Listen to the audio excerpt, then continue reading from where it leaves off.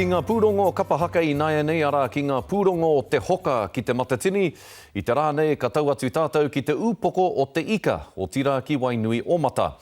Nā, ko ia te tūranga waiwai mo te kapa o ngā taonga mai tawhiti. He kapa e rite tonu nei te kitea I runga I te atamira I te matatini. Engari I tēnei tau e rua o rātou rōpū kua whai wāhi ki te matatini. Ko te ingoa o tō rātou rōpū tuarua ko ngā kāwai hekenga o ngā taonga mai tawhiti. E hariko ana rātou e rua ngā rōpū e haere ana ki here taunga, engari he mahi nui te tiaki, te whakaako me te whakariterite I ngā rōpū e rua.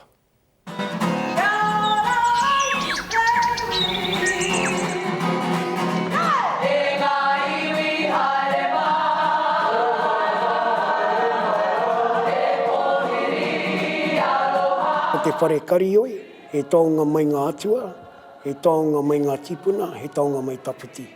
Koe nā tā mātou whakatauki.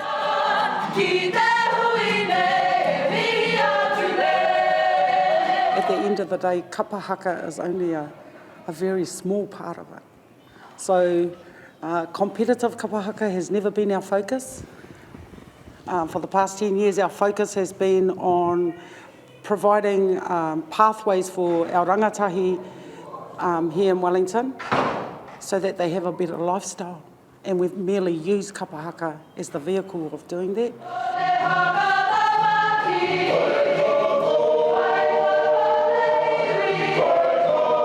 I guess we and I, we feel very privileged to be able to do this. But in saying that, it's a lot of work, you know.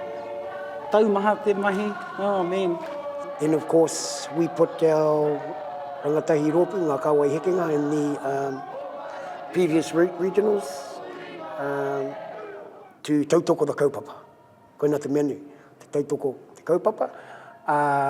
And unfortunately, or fortunately, ngā kāwai hekenga managed to come in third.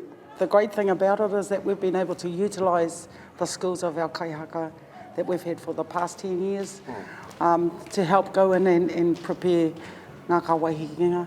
So I think we're grateful for that and that our teachings throughout the past 10 years are carrying on into ngā kāwai hekenga. It's a bit of a hassle having them coming backwards and forwards. Go to ngā kāwai hekenga, come back to ngā taonga, go backwards and forwards, but hei aha, you know, that's how it goes. We have to do what we have to do. I ngā tau kua taha ake nei, kua kite pēr te tangata, ko tēnei whakaro o te whakataetai, kua haere ki te kei o te waka o te mahi kapahaka. Engari, me maumahara tātou te iwi Māori, ko ngā hoi o taua waka ko te whakawhanaungatanga. Nā reira, tērā te take nui I haramai au ki tēnei o ngā rō.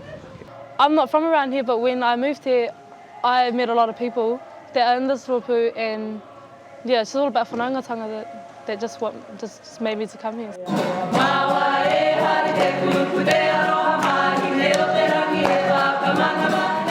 I guess when we go, we're representing Te Whanganui Ātara, and we're proud that we're doing that, and we just hope that some of the other people that are sitting out there that want to be a part of an environment like this, you know, no mai hara mai. We don't turn anybody away from outdoors, and if they're iwi driven and they want to perform with the iwi, then we can sort of give them that direction on where to go.